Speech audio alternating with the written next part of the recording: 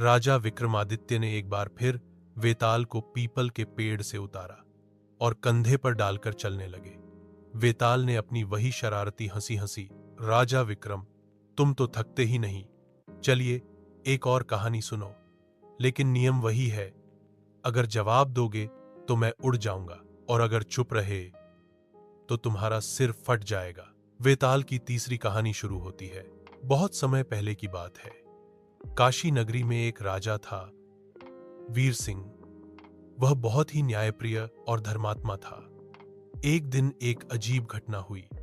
नगर के चौराहे पर एक तांत्रिक आया और कहने लगा, महाराज, मुझे एक यज्ञ करना है जिससे राज्य में खुशहाली आएगी, लेकिन उसके लिए मुझे एक सच्चे और पवित्र राजा का सिर चाहिए जो स्वेच्छा से बलिदान दे।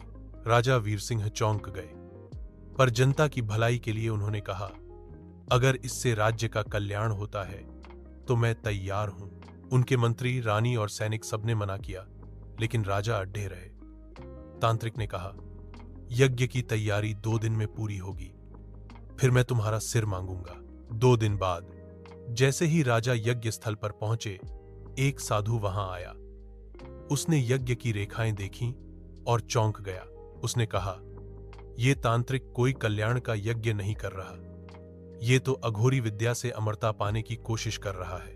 राजा ने तुरंत सैनिकों को आदेश दिया और तांत्रिक को पकड़ लिया। अब वेताल ने सवाल पूछा, हे राजा विक्रम, राजा वीर सिंह ने तो अपनी प्रजा के लिए जान देने का वादा किया था, लेकिन जब उसे तांत्रिक की सच्चाई पता चली तो उसने अपना वचन वापस ले लिया। तो क्या राजा ने सही किया? क्या किसी भी हालत में वचन निभाना जरूरी होता है, या फिर हालात देखकर फैसला बदलना चाहिए? राजा विक्रमादित्य ने गहरी सांस ली और कहा, वेताल, राजा वीर सिंह ने कोई गलत नहीं किया। वचन तब तक ही पवित्र होता है जब तक उसका उद्देश्य पवित्र हो। अगर किसी ने धोखे से या छल से वचन लिया हो तो उसे निभाना धर्म नहीं, मूर्खता होती है। राजा का पहला धर्म है सत्य और न्याय, और उसने वही किया।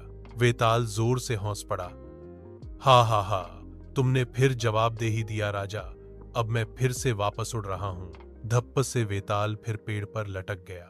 राजा विक्रम ने एक बार फिर तलवार संभाली और चुपचाप कदम बढ़ा दिए।